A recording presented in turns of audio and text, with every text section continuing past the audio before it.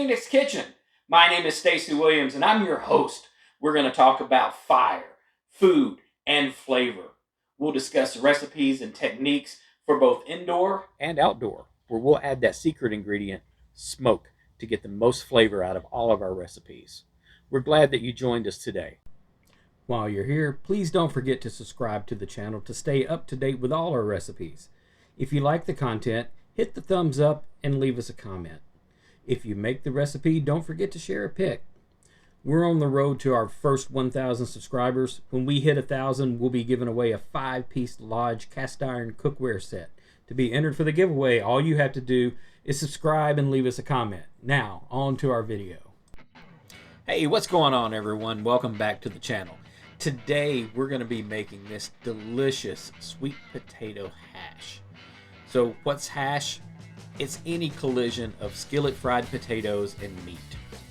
The most popular version is corned beef hash. Today, we're going to make something a little more what I like to call autumn flavored, and that's going to be sweet potato and Brussels sprouts with sausage and caramelized onion hash.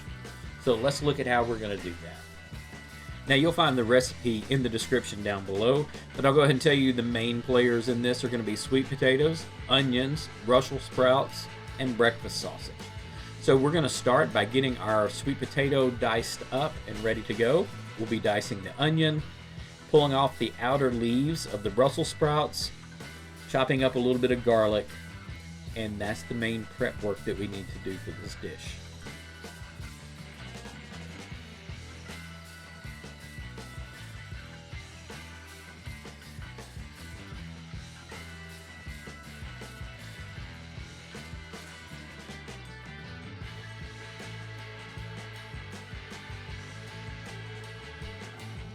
Okay, so with the sweet potatoes diced, we're moving on to the Brussels sprouts.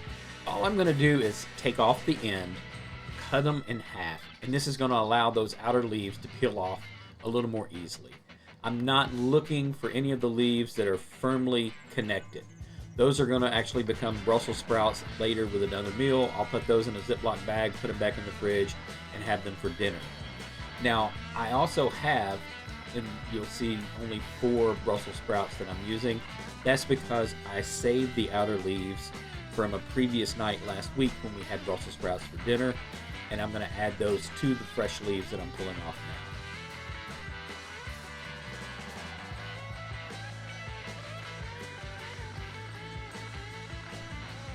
now. Alright, time to chop up some onion. We're just going to go ahead and take off both the top and the bottom, peel the outer layer off of the onion, get it all diced up and ready to go.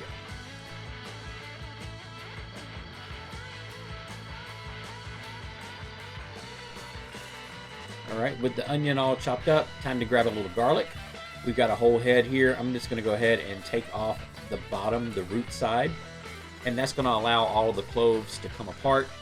Then we'll simply break those apart with our hand, and then each of the cloves that I want to keep and use, I'm going to give them a good smash with the side of my knife. And that's going to break the outer layer of peel and allow me to get those cloves out a little more easily.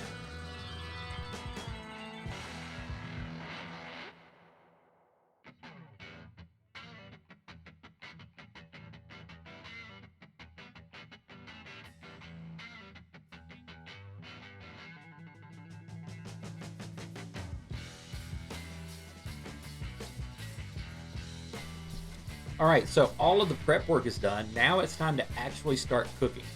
Now, one of the things that you'll notice, I'm lighting the fire under a nice cast iron skillet. That's where we're going to cook our hash, but you don't see any work being done with eggs or an egg pan yet. Always remember, everything should be done waiting on the eggs, not the other way around. Alright, so we put in our sausage, get that broke up into little crumbles, and let it brown.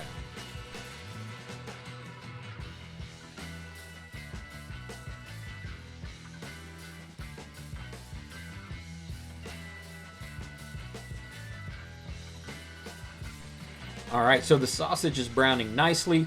You'll notice in the pan it's rendered fat. We've got some really nice bubbling going on. This is the perfect time to add our onions and let them cook in that sausage oil. It's going to really give them some flavor. We'll get them in, give them a quick stir around to make sure that they're making contact with the heat and the sausage. That way we're getting them cooked and absorbing the flavor. And the one thing that we want to make sure we do, we never forget, those onions were not salted. They weren't salted in the ground. They weren't salted at the supermarket. So we need to add some salt to them. So in addition to that salt, obviously we're going to go ahead and add a little bit of pepper. I'm not, however, going to add garlic at this time because we'll be adding the chopped garlic in a few minutes.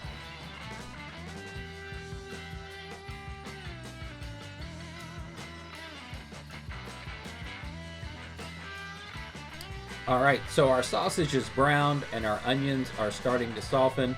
I'm going to go ahead and pull this out of the skillet. I'm putting it into a bowl with a little paper towel because I want to drain off all of that excess grease. Oil is nice. It provides flavor. It helps to cook. But it's not something that you want just sitting on your food. If I did, I would have gone to Waffle House. So we're going to go ahead and get this all pulled off. That way we can start cooking our sweet potatoes. Now I'm going to leave a few onions, little pieces of sausage. I don't have to get every crumb out. All they're going to do is add flavor to these sweet potatoes. In addition to the grease that we left in the skillet. That's what we're going to use to start cooking the sweet potatoes. Now you notice those sweet potatoes didn't come seasoned from the store, so we went ahead and added salt, and we're adding pepper to those. Now you'll notice in the pan we still have the oil that came from the rendering of fat in the sausage. This is why the recipe only calls for 1 tablespoon of oil, because we're just going to use that tablespoon of oil to supplement what's already in our pan from the sausage.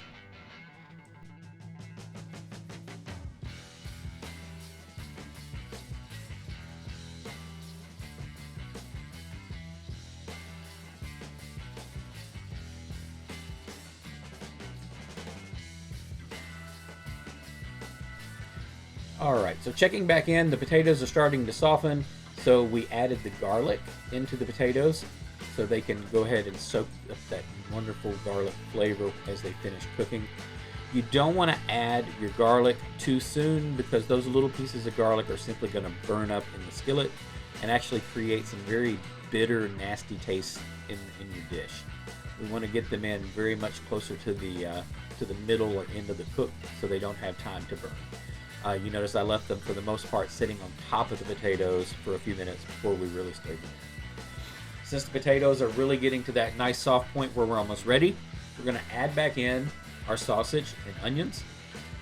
Once we've got it mixed well, we'll spread it thin, let it get heated up, and then we're going to add in our Brussels sprouts.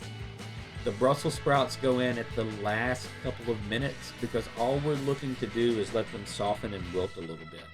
They don't have to cook much. So I'm going to give them a slight drizzle of oil. And the reason I'm doing that is because I want the salt to stick to them.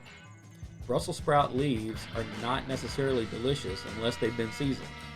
So once again, they didn't grow with salt and pepper. We're going to add them. That little oil will help them to let the seasoning stick to them. Then we can stir them in with everything else and start to mix up with the flavor and wilt down.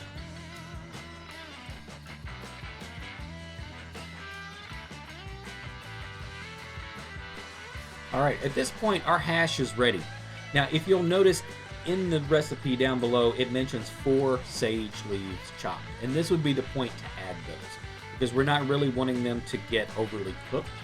However, we don't need these because we're using my homemade sausage. I'll put a link in the description below to the video for how to make that sausage.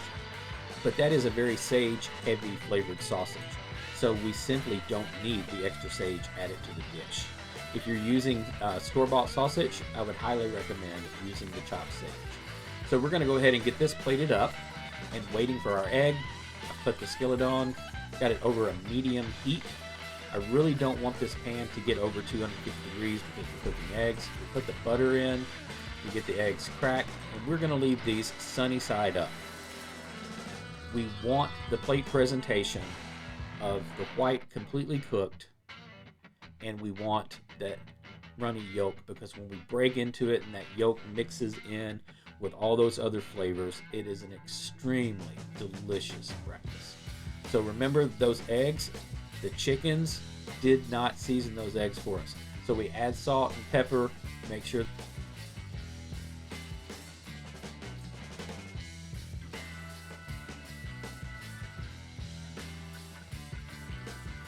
that we're good to go with that.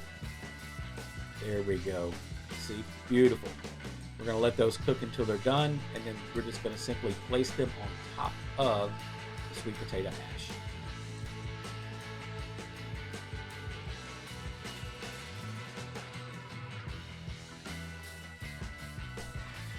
And there we go, sweet potato hash ready to go. Break that fork in, get ready for a taste test.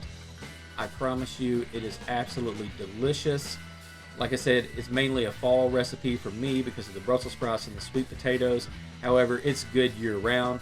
Highly recommend that you try it. It's a great way to kickstart a different breakfast. Get out of the boring rut of whatever you're used to eating because it's so fast and easy. Hope you enjoyed the video, and we'll see you guys next time.